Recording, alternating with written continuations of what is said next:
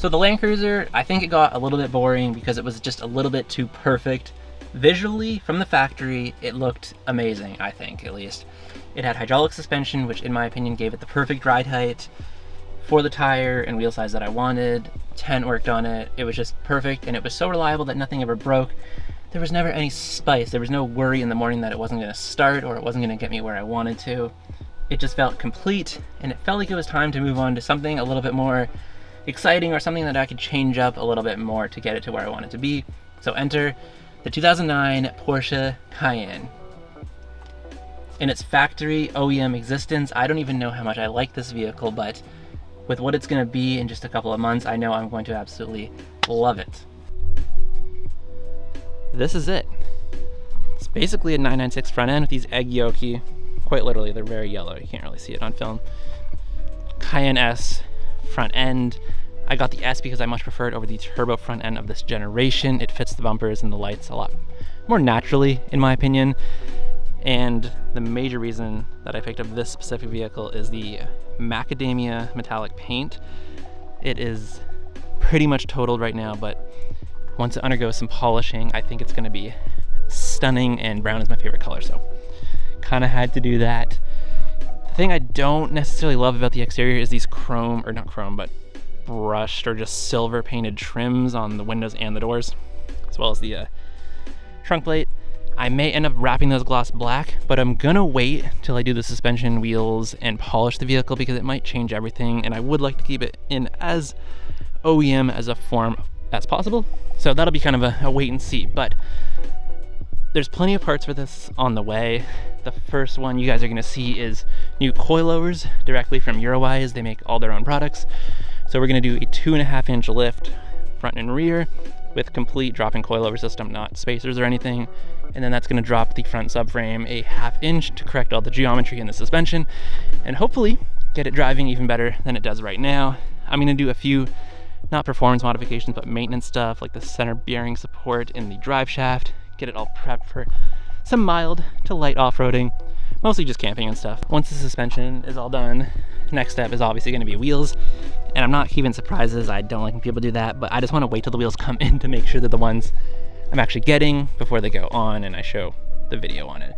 But until then, the calipers, they're currently painted silver. I do wanna switch them up. I was thinking either white or black. Black is the option for the base model V6 Cayenne, I believe, which doesn't really bother me, but is maybe something to consider. However, I do think that would look best on an off-road spec Cayenne. The vehicle is originally from Vancouver, and if you're not familiar with Canadian geography, that's on the west coast where it doesn't really snow down in the cities, so it hasn't really seen road salt, which means corrosion is to a minimum, I would say, in comparison to vehicles in Ontario. It spent its last 2 years on the East Coast, where it's not as great, but 2 years isn't so bad. Last week, I flew there and picked this up, ended up driving it about 2,500 kilometers back, which I think says quite a bit about the reliability of the vehicle.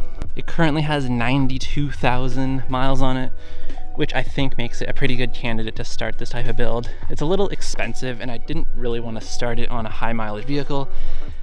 It's not that it's redundant, but I just don't really want to have to worry about the maintenance as much as actually building the vehicle and it being reliable. So I think this is a perfect starting point for me.